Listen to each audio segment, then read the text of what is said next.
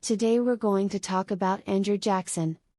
Not President Jackson as a person, but the $20 bill we know. We will uncover how an ordinary man with no prior knowledge about bill printing processes became the most prolific counterfeiter in U.S. history, producing $250 million in forged American banknotes. Hello, welcome to Mike Files, a channel where we look into mysteries, incidents, and crimes. Without further ado, let's dive into today's story. This story took place in Trois-Rivières, a city in the Canadian province of Quebec. Quebec is one of the 10 Canadian provinces and it is also the largest province by area. A predominantly French-speaking province in eastern Canada, Quebec has two vibrant cities in its south connected by the Chemin du Roi Highway along the St. Lawrence River. A man named Frank Bourassa was raised here. Bourassa became an entrepreneur as a preteen, when he started making money on the wrong side of the law. At 12 years old, he noticed some older students showing up at school with bags of clothes that they'd stolen from the mall and was struck with inspiration. Envisioning himself as a middleman, he began stealing clothes to sell and started a shoplifting ring in junior high school. He was involved in petty larceny, drug smuggling, and grand larceny. Bourassa quit school at the age of 15 and moved out of his parents' house. During that time, he worked as a mechanic and did some car theft on the side, to up his cash flow.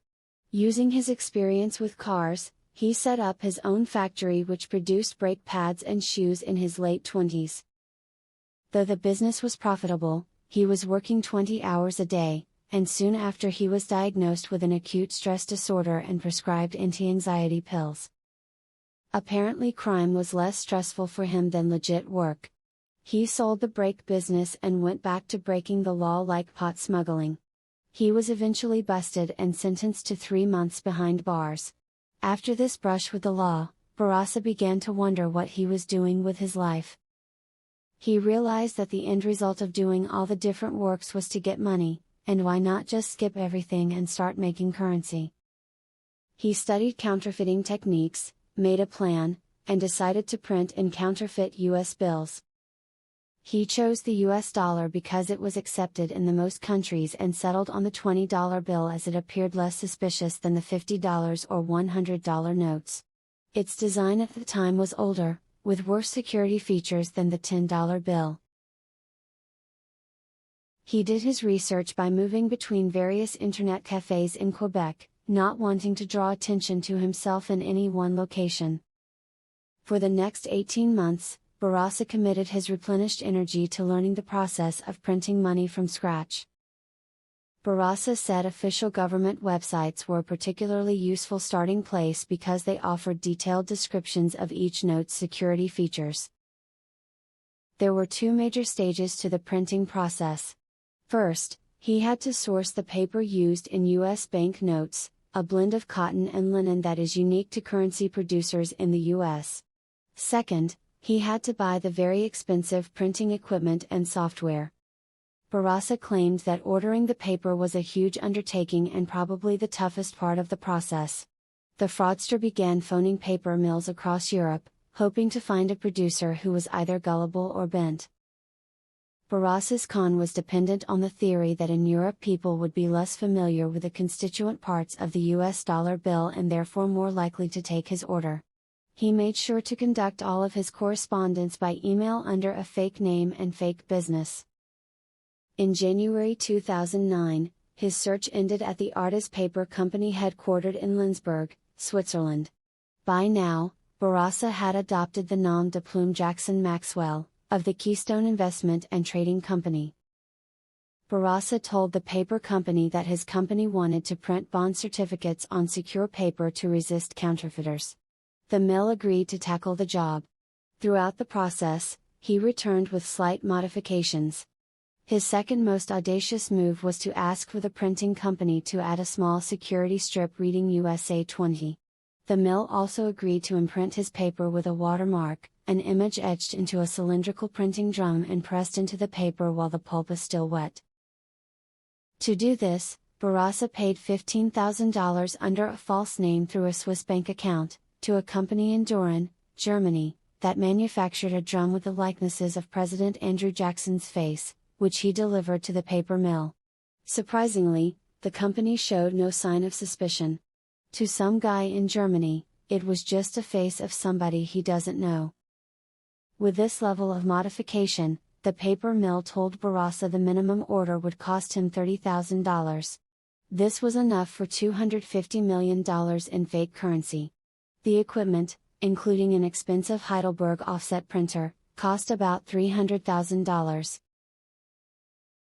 While the paper was in production, Barasa began sourcing the software and learning how to use it. He set up an entire printing shop on the outskirts of town. In late 2009, Barasa's order of paper arrived at the port of Montreal in Canada. He paid a guy to pick up the order, and when he took ownership of the papers, he knew he was going to be rich. In 2010, Barasa was finally ready to sell his forged banknotes, and had an accomplice responsible for finding criminal groups to buy them. His accomplice specifically targeted gangs involved in the import-export business so they could get that paper as far away from them as possible. The plan was to sell the bills to Europe or Asia. Barasa sold the fake currency at 30% of its value. In other words, buyers would pay $30 for $100 fake currency. Barasa said he had sold around $50 million in forged notes before dawn on May 23, 2012. When he heard loud bangs on the door and shouting outside of his girlfriend's home. Around a dozen representatives from the Royal Canadian Mounted Police were waiting outside. The counterfeiter was handcuffed and officers found printing plates and $1 million in counterfeit bank notes. Barasa was caught because of a transaction he did with the fifth client he had obtained. Barasa was unaware that he had been infiltrated by the police.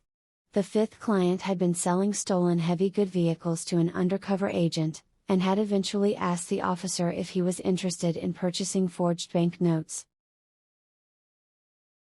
When interrogated by the police, agents from the U.S. Secret Service told Barasa they were looking to extradite him, and he could face up to 60 years in prison for all the charges. Just minutes before the first hearing got underway, Barasa admitted to his lawyer he had another $200 million in fake notes. Barasa and his lawyer were able to negotiate an agreement where he would walk free if he told officials where the forged notes were. The bogus $200 million had earlier been transported to the car park of a hotel in Trois-Rivières, where it had been sat in the back of a truck for several months. Eventually, Barasa got away with only 6 weeks in prison with a $1,500 fine in Canadian dollars. Barasa has been interviewed by reporters all over the world via internet, print, radio and television media. From Tokyo to New York, Dublin to Sydney, Frank Barasa has garnered the world's attention with his unusual path to infamy. He now runs his own consultancy service for businesses looking to avoid counterfeiters. His expertise in creating counterfeit notes has left him in the perfect position to guard institutions against similar schemes.